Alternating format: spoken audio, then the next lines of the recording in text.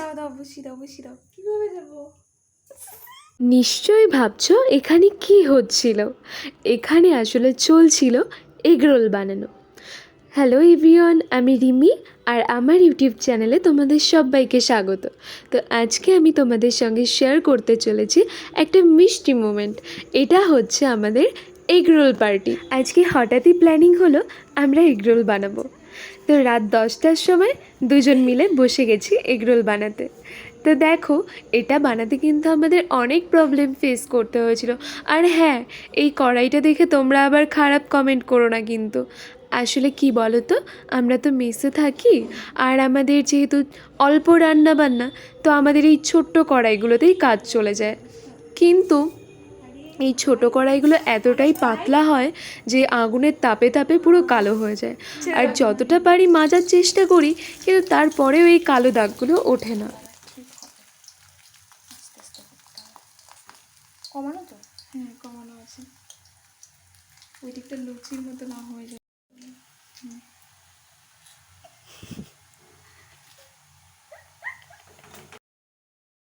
এগরোলের রুটিটা যেহেতু অনেকটাই বড় করে বেলা হয়ে গেছিলো, তা আমাদের এই ছোট্ট কড়াইতে ঠিকমতোভাবে আমরা বসাতে পারছিলাম না।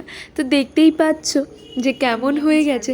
তো ভিডিওটা করার সময় আমার সত্যিই খুব হাসি পাচ্ছিলো এটা দেখে, কিন্তু এটা কিন্তু একটা ভীষণ বাজে প্রবলেমে পড়েছিলাম আমরা।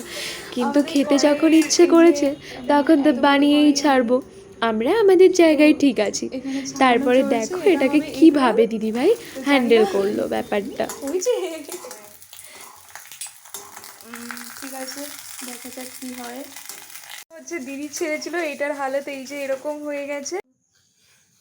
এরপর আমি বসে গেছিলাম এগরোল বানানোর আসল উপকরণগুলো নিয়ে। শসাটা ছুলে নিয়ে তারপর ডিমটা ফেটিয়ে নিয়েছিলাম, আর ডিমের মধ্যে অল্প লবণ দিয়েছিলাম। আচ্ছা, এগরোল বানানোর ডিমে লবণ ছাড়াও কি আর কিছু দেওয়া যায়? যদি তোমরা ইউজ করে থাকো অবশ্যই কমেন্টে জানিও। তারপর দেখো, কড়াইতে ডিম দিয়ে দিদিভাই এই রুটিটা মাঝখান থেকে কিন্তু ফেটে গেছিলো। তো যাই হোক, ও কোনোভাবে ওটাকে ম্যানেজ করে নিয়েছিল। তো তারপর আমি এখানে লাল লাল লঙ্কাগুলোকে কুচি কুচি করে কেটে শসা আর পেঁয়াজ কেটে স্যালাড বানিয়ে নিয়েছিলাম। তারপর দিদিভাই হালকা বিট নুন মাখিয়ে নিয়ে এগুলোকে রুটির ওপরে দিয়ে নিয়েছিল।